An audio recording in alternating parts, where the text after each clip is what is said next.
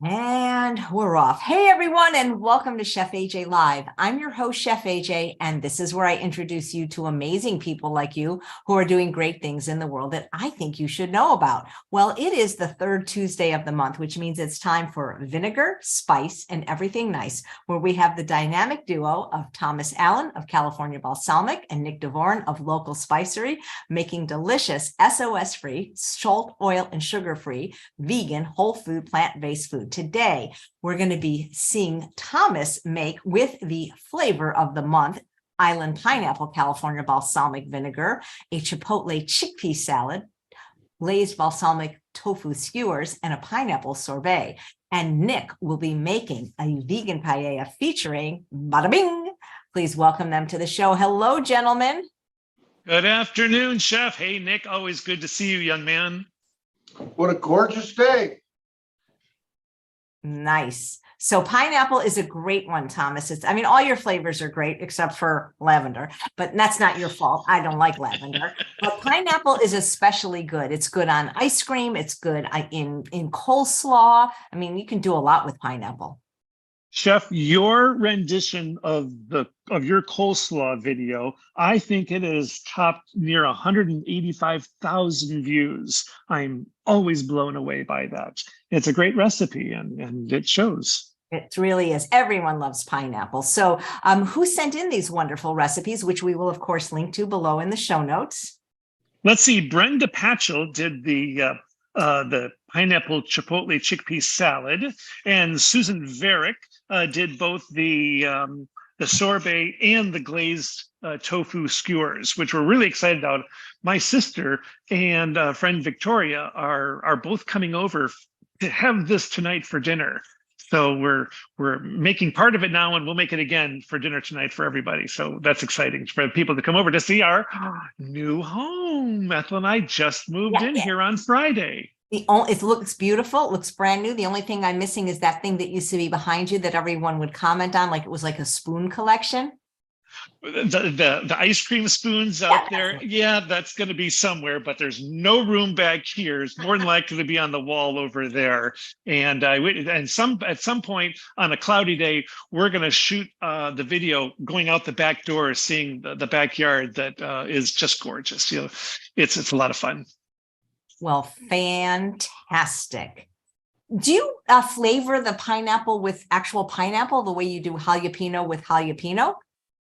No, all the fruit flavors are artificial flavorings, and we make that very clear. It says so on the description of all of them, because you can't actually get fresh pineapples all the time. It's just not realistic. The only one flavor that we do that is considered a fresh fruit or citrus one is Nick's lime, his Persian lime spice that he has. We use his Persian lime spice and add it to our white balsamic, and that's how we make our Persian lime. So Nick's is the only one where we actually use a real lime to it, and that's in our jalapeno lime right now is Nick's lime and then fresh jalapenos. So that's why it's a winner.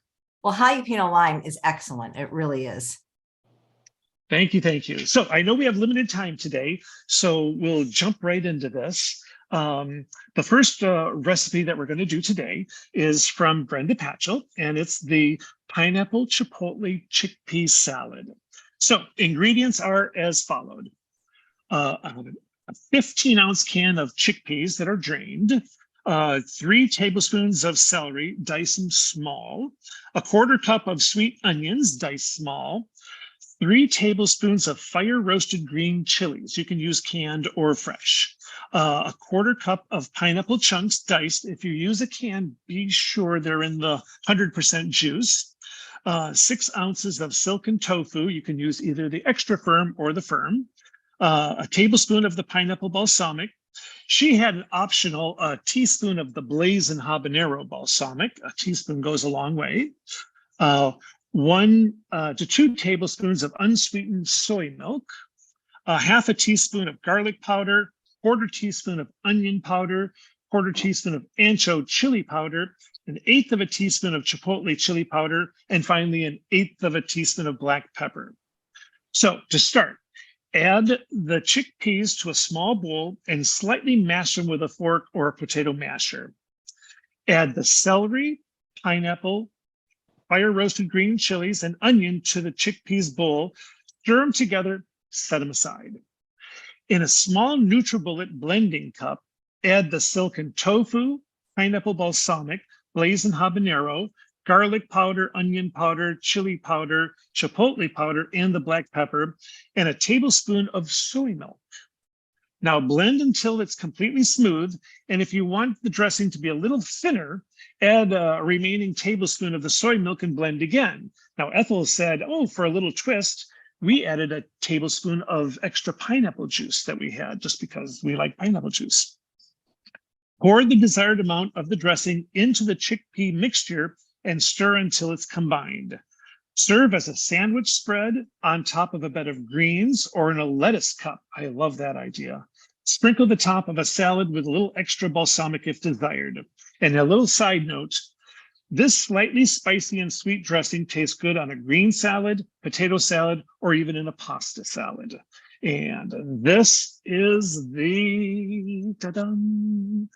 That's it right there. So it's a very easy texture. It's smooth as can be. And we'll be having that tonight.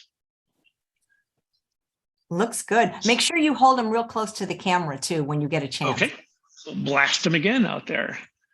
No mercy. There we are. All good. So there's number one. Now, number two, this is one of my all-time favorite things to do is to do skewers. Now, this is the island pineapple glazed tofu skewers. Now, start off with a block of firm tofu pressed into 1-inch cubes. Now, we marinated the tofu in some pineapple balsamic for a half hour just because we could. A quarter cup of island pineapple balsamic, 2 tablespoons of liquid aminos, a tablespoon of agave nectar, tablespoon of grated ginger, 1 garlic clove minced, a red bell pepper seeded and cut into 1-inch pieces, a red onion cut up into 1-inch pieces, and wooden skewers. Now, whenever you're doing skewers in the air fryer on the grill, be sure to soak them for at least a half an hour, better 1 full hour. Otherwise, they will just burn up completely and the pieces will fall into the grill. That's no fun. Now, in a small bowl, whisk together the pineapple balsamic, the agave nectar, the ginger, and the garlic. Now, we thread the pieces of tofu, pepper, and onion onto the skewers and alternate between those ingredients. Just because we love peppers and pineapple, we added red peppers and pineapple to ours just because we like them. And we put in some mushrooms as well because skewers are one of my favorites. Brush the skewers with the pineapple balsamic glaze, making sure to coat all the sides. Now you preheat the grill or the pan or your air fryer. Grill the skewers for 5 to 7 minutes on each side until the tofu is slightly browned and lightly crispy. And then when they come out, brush the skewers again with the remaining glaze before serving. So this is, there they are there. And oh my gosh, I cannot wait to have these tonight because again, you can put just about anything you want on a skewer, and we love pineapple balsamic that is done on the grill or in the air fryer. Now, the air fryer, the first one we did, the air fryer was set all the way maxed out and it cooked really fast, 5 minutes, and it was charred completely. I turned it over for just 2 more minutes and then that was it. And you pull them out, put them on the plate here and brush them again to ready to eat. We'll have these with a little bit of white rice tonight as well. Those look beautiful. Those look beautiful. What are all the different vegetables that you put on them? So this one was the onion, pepper, mushroom, pineapple, and tofu. So we had 5 ingredients for ours instead of 3. And sometimes we'll put in, if we had a couple pieces of zucchini or especially good, and I'm kicking myself. Little cherry tomatoes are fantastic on skewers, which didn't have the time to get them today, but that would be on ours every time, our little cherry tomatoes. So fun. You can just do whatever you have on hand. Okay, and finally, number 3 is the island pineapple balsamic sorbet.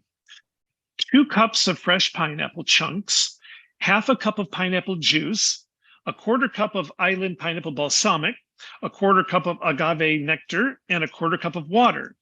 Now, in a blender, blend the fresh pineapple chunks until they're smooth.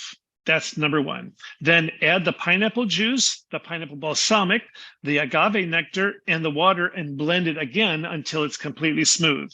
You pour the mixture into a freezer-safe container and freeze it for 1 hour. And then pull it out, scrape the sides, get some of those little ice crystals off that have turned, pop it back into the freezer. And then you simply, every 30 minutes for 2 to 3 hours, you scrape and just give it a stir, and that just breaks up all the ice crystals. And you serve the pineapple balsamic immediately, or you can just store it into the freezer for up to a week. So 2 to 3 hours, every 30 minutes, scrape the sides. And serving dishes before you now, this is rock solid hard on there for this sorbet. So what we learned was, after about 3 hours of it, as it's freezing, just before you're about to leave it in there, then you can take it and put it into individual serving cups and then back into the freezer. The easiest way is to eat it right then, because it's soft and really flavorful. The texture is very nice. When you leave it in overnight, it gets really frozen, and you have to let that sit for 10 or 15 minutes to be able to start scooping it out, because it is very, very firm. So, date syrup, twice a little brown. and this is a little bit darker than it would be normally, because we put in some date syrup. We didn't have the agave syrup for this particular dish, so we used the date syrup instead. So it's a little bit browner. If you did a regular recipe, then it would be a much more yellow color on them. So just for your information. And that's it. Oh, wonderful. Thank you, Thomas. Do you have any new flavors coming out? We will have a new flavor in September, and it's the sun-dried tomato basil. We're still working on it. We have labels for it. We're ready to go. We're going to be doing our special offer next month, and we get too busy in July, and then we'll introduce it in September. And Chef, you will get bottle number 1 before August. As we're experimenting with it, because we've got to make the chunks of sun-dried tomato a little bit smaller so that they'll go through the top of the bottle. I tasted it in its developmental stage, and I like it even better, if you can believe this, than 7 herbs. So you'll have it available at the September conference, where you and Nick will be in person in Sacramento on September 17th with Dr. Doug Lyle, Dr. Ellen Goldhammer, Dr. Rosanne Alviera, and 100-year-old Dr. John Scharfenberg. As long as we're not doing a festival, we are there for sure. And I'm pretty sure we're not. Well, so if you're doing a festival, you better send somebody else in your place. Yes, indeed. Oh, yeah. We'll be there. All set. Not a problem, Chef. It'll be there waiting for you. Super. Thank you, Thomas. And what is next month's flavor, if people want to send it recipes? Sure. Next month's flavor will be drum roll. But we're not doing it till August. You know, everybody's taking July off. Every regular on Chef AJ Live has the month of July off for good behavior. You're all coming back in August. Okay. And August flavor is cilantro. Good. So cilantro, it'll be for the half of the world that loves cilantro. Fantastic. The other people who don't have the gene in their DNA and hate cilantro with a passion, I apologize to you. Well, maybe they could just substitute basil for it, because you have a basil flavor too. Yep, that'll work. All right. Well, thank you, and congratulations on your beautiful new home, and you're closer to Thanks, me. Chef. Even better. Thank you, Thomas. And now off to Nick. Hey, Jay, how are you? I'm good. You're going to make paella without fish, without seafood. Absolutely, with the best kind of food. It's really pretty fun. I've learned a lot about paella and put in working on this recipe, and I want to share it all with you. What I'm going to do, in the interest of time, is I'm not going to actually cook. I'm going to show you the different stages. I'm going to show you, the sizing and how I cut it, and give you all the information that you need to work off the recipe. The recipe is available on our website at localspicery.com/blog, or if you just go open the homepage and scroll down till you see a picture that looks just like this background behind me and the word blog. Click in and you'll find it. Paella is the quintessential Basque dish, particularly Spanish Basque. And we all think of paella as a very formal, celebratory and difficult meal, but it really couldn't be simpler. It's not much more than sautéed food put over rice. The rice is cooked in a certain way. So what I'm going to do is I'm just going to walk you through. I'm going to begin by talking through the spices, which is the part that I'm the most comfortable with. As AJ said earlier, it does feature our Bada bouillon. In this case, the broth is a really important part of the flavor. You have to make a saffron broth, and the tones in the Bada bouillon with tomato and with mushroom and with onion are absolutely perfect. But beyond the Bada bouillon, the first thing we think of that goes in a paella is saffron. And I just want to talk to you a little bit about saffron. Saffron can be intimidating. We all know it is by far the most expensive spice. You buy it, you get it in a glass jar like this. You open it up, and geez, it's just this little tiny amount. I mean, that's a gram of saffron. But a gram of saffron is, and here's a good rule of thumb for you. You're trying to figure out how much saffron to put into something. I always figure about 1/10 of a gram. So that's 10 servings. So a little bit goes a very, very long way. Things that you should know about saffron. Saffron, probably because of the expense, everybody wants to get into the game of grading it. There's one scale of grading saffron that comes from Spain. There's another one that comes from Iran. And lo and behold, the International Standards Organization, ISO, had stepped in. And this is the only spice in the world that they actually standardize and give us quality figures for. The ISO standards, they take three different tests. They look at color, they look at aroma, and they look at flavor. And all three are analytical tests, so they're very precise, and they come up with what the quality is. But the easiest way to tell the quality of a saffron is the color. And I'm going to bring this right up just so you can see. The color is. If you look at this saffron, it's all red. There is no yellow. There is no orange. I did not know that. Every time I've seen saffron, it has been like yellow. Right. Okay. So, and that is a much lower grade of saffron. The highest grades, when they pull the salmon and they cut it. They cut the ends, which are yellow or orange, because they have almost no flavor in those sections. In Spanish, they call that grade coupe.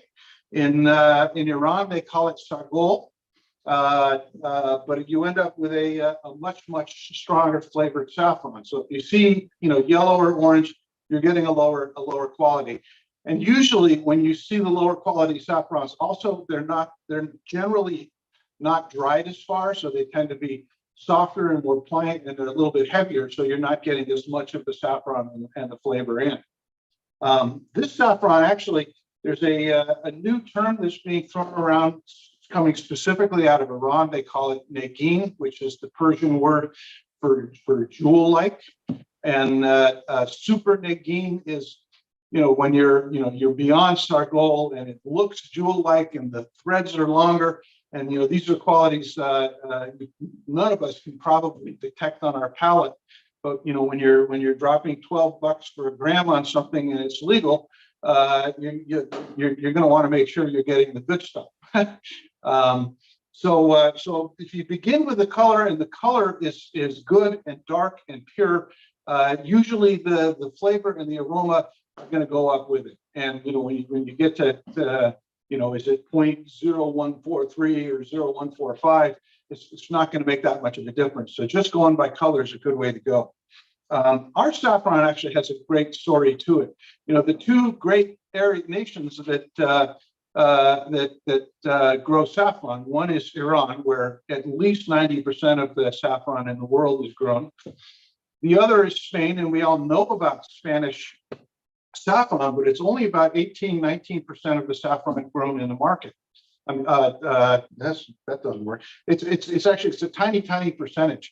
The reason why I tend to veer away from Spanish saffron is there was a study in which they took the total amount of saffron that was produced in a year in Spain, and then they went out in the market to see how much saffron was for sale. That said it was Spanish saffron, and it was multiples of what was actually grown. So there is fraud. There are people saying it's Spanish saffron, where of course it couldn't be. So we're getting our saffron is kind of an interesting, a fun story. It's a couple who, the wife of the couple went to high school with my wife. We know them. During the Gulf War, they started a nonprofit. They got funding from the federal government to go into Afghanistan and teach Afghanistan poppy farmers to grow saffron instead of poppies. And it's actually been a very successful program. Afghanistan is growing rapidly in terms of how much saffron they're producing. They share a border with Iran. The quality is superb, and I love the idea that we're doing something good from it. So, that's our saffron. The interesting thing on saffron, why is it so expensive? Saffron, it's the stamens from a flower. There are only 3 stamens in a flower. This gram of saffron is 150 flowers that have been with the stamens pulled out of them and dried and clipped and put and ultimately put in this jar. It is very labor intensive. It takes a full day of labor, about 10 hours of labor, to produce about 1 ounce of saffron. So that's why it's expensive. But again, the key number is 1/10 of a gram is 1 serving. So a little goes a long way. The other thing we use in this is our smoked pimenton. Well, if you are making a paella, you can use any smoked paprika you have. It's there's no hard rule, but the Spanish pimentons are darker and richer in flavor. The smoke is if it's a higher quality pimenton, the smoke is made from oak or from cork wood, which has a distinctive flavor. It just kind of fits the profile. And lastly, this is a blend that many of you probably don't know much about. We don't push it much, but it's one of my favorites. I learned this blend when Evelyn and I were traveling through the French Basque region. It's called chimichurri, and this is our Basque seasoning. And it's a very simple blend, but it's a blend of herbs. Has some onion, has some garlic, and it has some very light heat chili peppers in it. It's just your basic Basque seasoning. So that's our spice profile. Let's talk through what are the elements that goes into a paella. The first element is you have to make a saffron broth. And in this case, when you read the recipe, you'll see I made my saffron broth just by 2 tablespoons of our Bada bouillon with 2 cups of hot water, and then I put in about 1/2 gram of saffron. Since what I'm making is about 4 servings, you could go even a little bit less. Just a very subtle hint of saffron is really all you need to get. This time I did something I haven't done before, and I think I'm going to start doing it more and more frequently because I really like the way it turned out.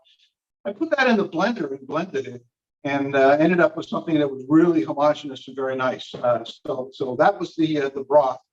And then to make the rice, in terms of ingredients, you'll read recipes for paella, and they'll say, oh, you have to have bomba rice, you have to have rice from Spain. It's got to be this exact rice. What you need is a small grain white rice. It's not a rule, it's a suggestion. You can do it with brown rice if you need to, but the whole idea is you want a rice that's going to soak in as much liquid as possible, and with the liquid, the flavors. So small grain rices actually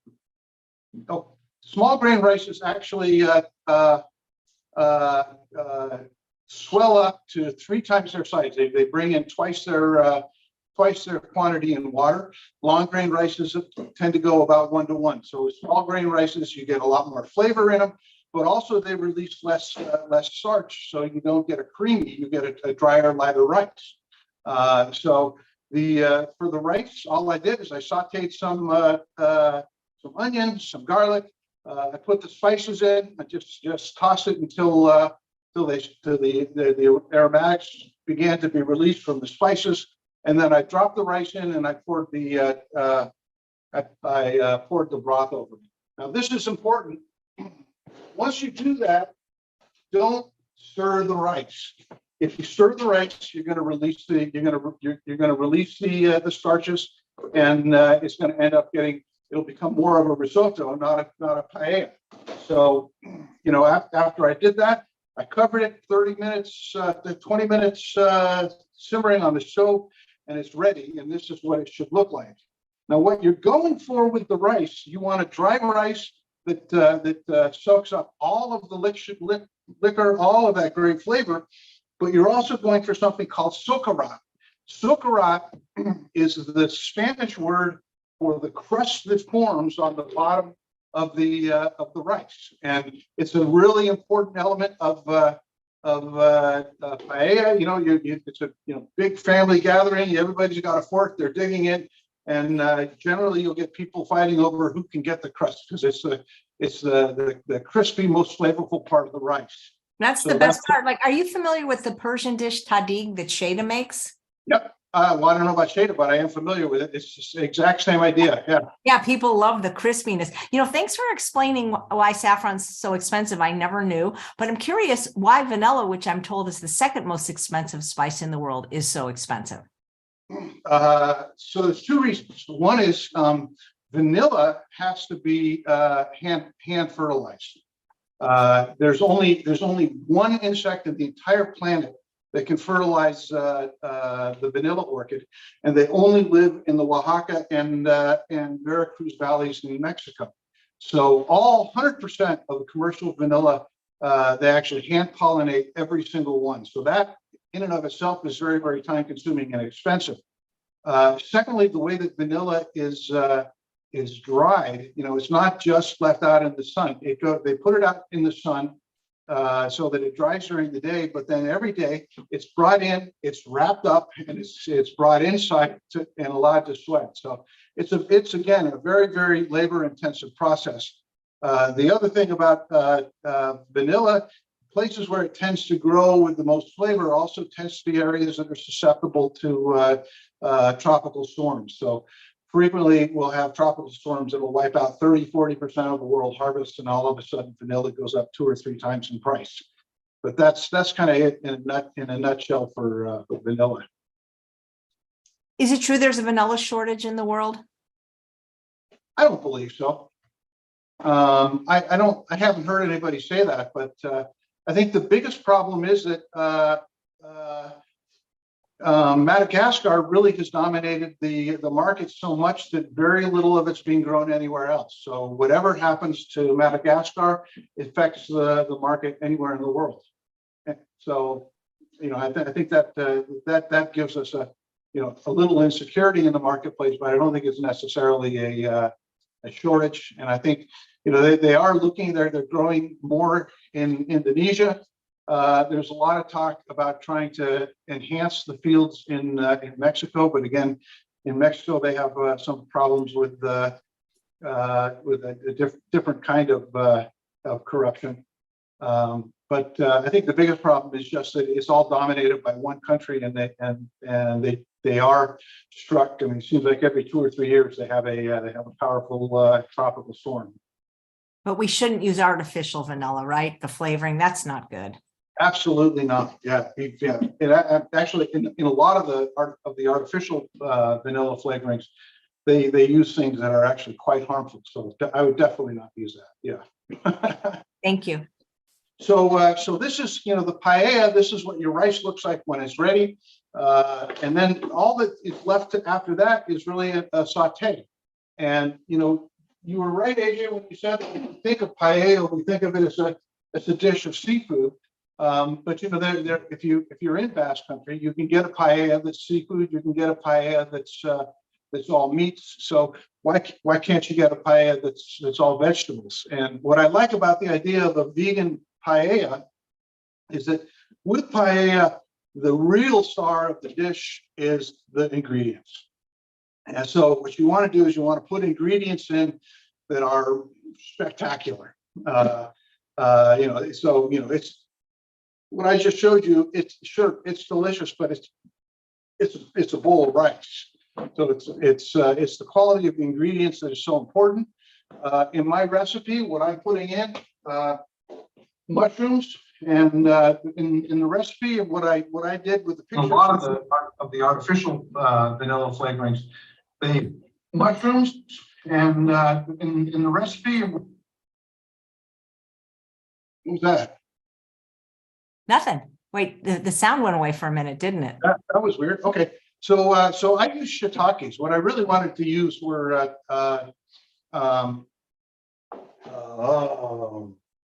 forgot the word. Anyway, shiitakes are great. Oyster mushrooms are great. You can use any kind of mushroom, but this is a dish where you want to splurge. You want to go with the best quality ingredients you can. You can see I've sliced them up fairly coarsely because I want to just quickly saute these down and get them in with a maximum amount of flavor.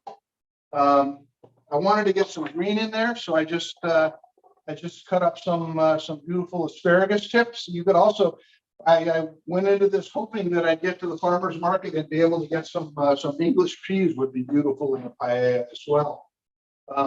This is one of my favorites. This is just red onion, but you can see how coarsely I cut it. These are giant pieces of red onion. And this is something I got from, in Peru, they make a dish that is very, very much like paella.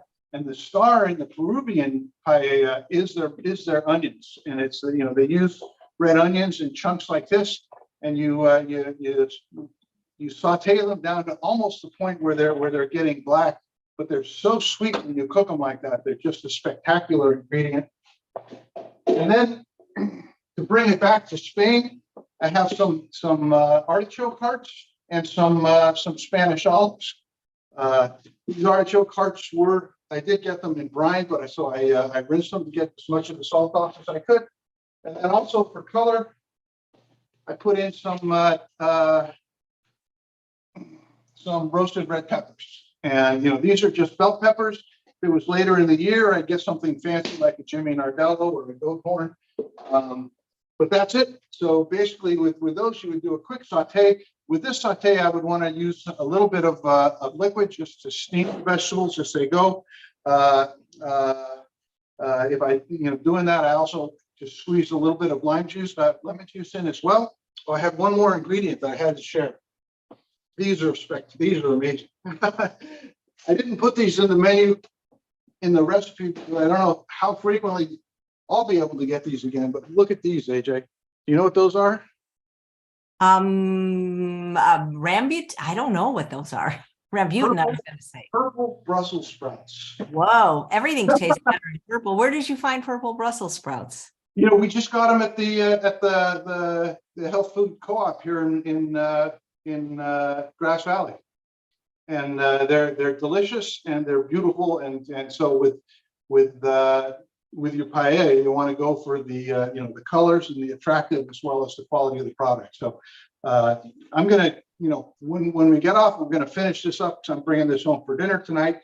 But these ones I had pre-cooked, and you can see they really retain the color even when cooked.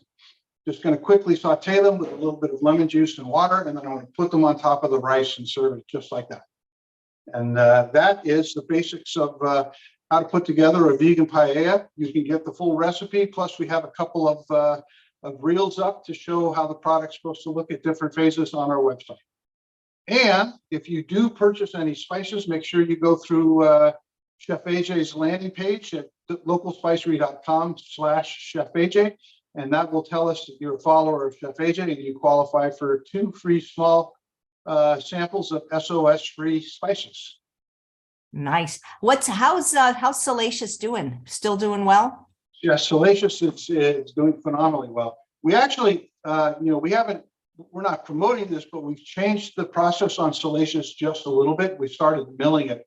So some of you might find that when you order it that it's a finer grain than you're used to. But I find that by milling it, we're pulling more flavor out of it. This was part of our process in the bacon seasoning. I kept having to get more flavor.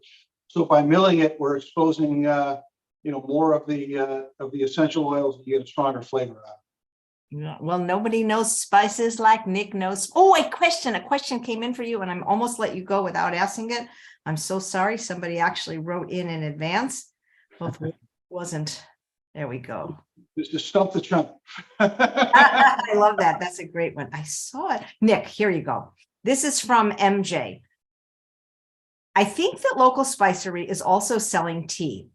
If this is correct, I'd like to find out what teas they recommend for someone who is trying to reduce coffee consumption. I'm looking for a decaffeinated option, if possible, with a bold taste. Any suggestions? Yes.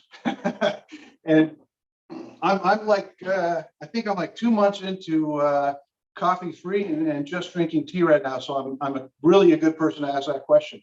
So I like herbal teas. I like herbal teas with a big flavor. But let's begin with the teas that most people use when they want to go caffeine free, but they want to feel like they're drinking the caffeine. One is rooibos.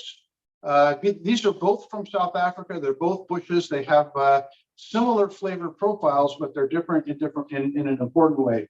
The rooibos is famous as a black tea substitute. It tastes like black tea. It's got the same kind of a peaty, sweet, rich flavor.